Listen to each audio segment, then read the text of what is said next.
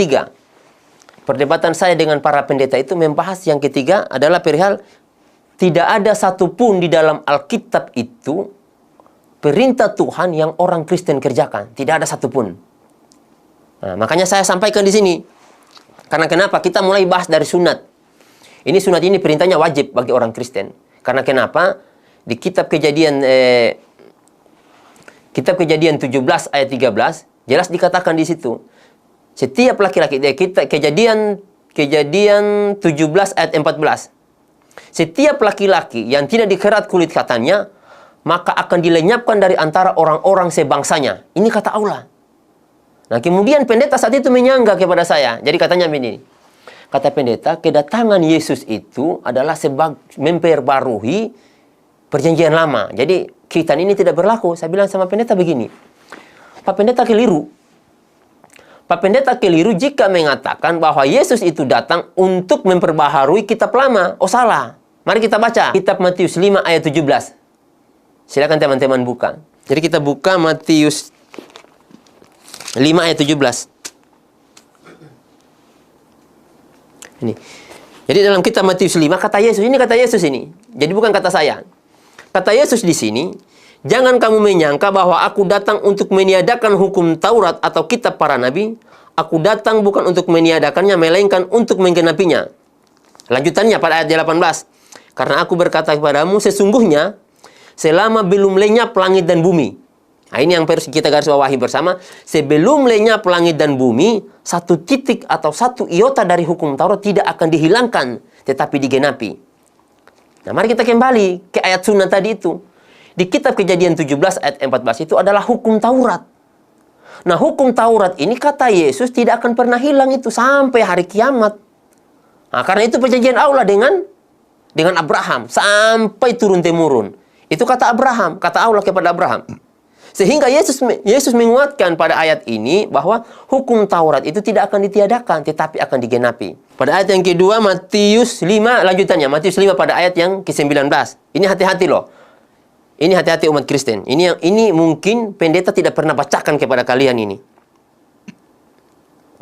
Karena siapa yang meniadakan hukum Taurat, nah ini kata Alkitab ini, bukan kata saya ya. Ini sekali lagi, ini bukan kata saya. Ini kata Alkitab.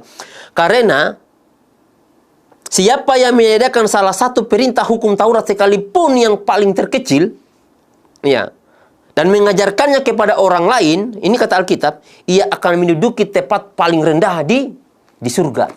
Artinya neraka. Di sini. Nah, orang yang meniadakan hukum Taurat artinya itu orang yang akan menduduki neraka. Ini yang perlu teman-teman pahami. Jadi, kitab Taurat ini bukan berarti kedatangan Yesus untuk meniadakan hukum Taurat, tetapi kedatangan Yesus itu untuk menggenapi hukum Taurat. Makanya Yesus disunat. Yesus disunat pada umur 8 hari. Ada ayatnya. Jadi ayatnya Lukas 2 ayat 21. Yesus disunat dan diserahkan kepada Tuhan Simeon dan Hana. Dan ketika genap 8 hari dan ia harus disunatkan, ia diberi nama Yesus, yaitu nama yang disebut oleh malaikat sebelum ia dikandung ibunya. Ini dalilnya.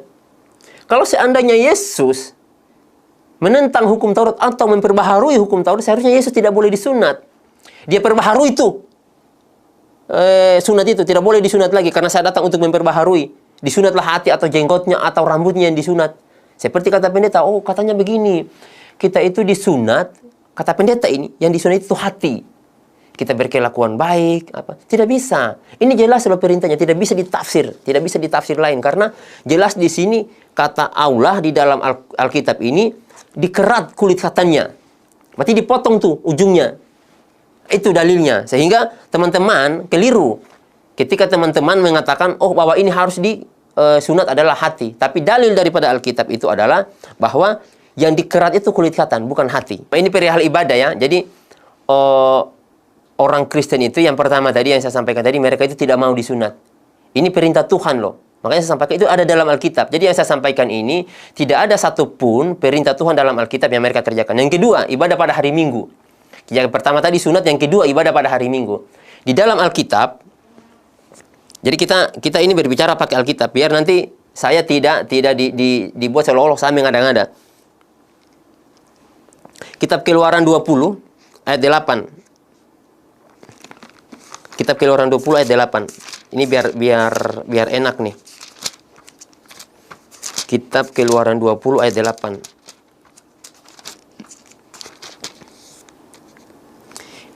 Kitab Keluaran 20 ayat 8, ingat dan kuduskanlah hari Sabat. Nah, hari Sabat ini adalah hari ibadahnya umat Kristiani ini seharusnya. Menurut Alkitab. Jika mereka adalah pengikut Yesus. Karena dikatakan di situ, ingat dan kuduskanlah hari Sabat. Seluruh pendeta dunia sepakat hari Sabat itu adalah hari Sabtu, bukan hari Minggu. Makanya ketika saya tanyakan sama pendeta, Pak Pendeta, kenapa kita beribadah pada hari Minggu? Bukan pada hari Sabtu. Oh, kita ambil hari libur. Ya, kita ambil hari libur. Nah, itu sudah keputusan gereja, keputusan dunia. Oh, tidak bisa. Tidak bisa seperti itu. Tidak bisa kita beribadah itu atas keputusan manusia. Itu salah. Saya bilang, ibadah itu sesuai dengan anjuran Alkitab. Kalau kita mau fair, kalau kita mau ikut betul-betul ajaran Yesus. Dan apa yang Yesus perintahkan, itu yang kita ikuti. Sebegitu seharusnya. Bukan, oh karena ini keputusan pendeta, keputusan gereja, itu yang harus kita ikuti. Salah. Nah, ini kekeliruan yang harus diluruskan oleh pendeta seharusnya. Nah, seperti itu. Itu yang kedua. Yang ketiga, perihal makan babi. Ini yang paling rawan ini. Ini dulu sampai saya berkelahi dengan mertua saya ini. Perihal membahas perihal babi ini. Mari kita buka Ulangan 14 ayat 8. Juga babi hutan karena memang berkuku belah, tapi tidak memang biak, haram itu bagimu. Daging binatang-binatang ini jangan kamu makan dan jangan kamu terkena bangkainya. Masya Allah. Jangankan dimakan, terkena bangkainya saja tidak boleh. Ini kata Allah loh. Ini kata Allah. Babi itu. Sehingga, babi itu pada zaman dahulu tidak dikonsumsi oleh manusia. Ini fakta, ini bukti. Mari kita lihat pada waktu Yesus mengusir roh jahat. Babi itu tidak dikonsumsi oleh orang-orang terdahulu, termasuk Yesus. Nah, buktinya apa?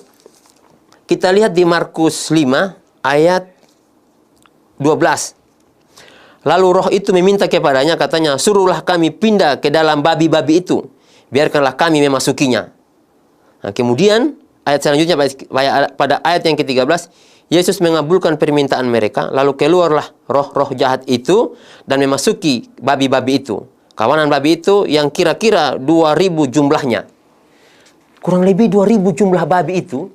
Jadi roh jahat ini diusir tuh sama Yesus, dilempar ke babi. Dan ini ada benang lurusnya nanti sampai kepada Nabi Muhammad. Ini ada benang lurusnya. Nah, mengapa sampai saya masuk Islam? Ada benang lurusnya di sini nanti.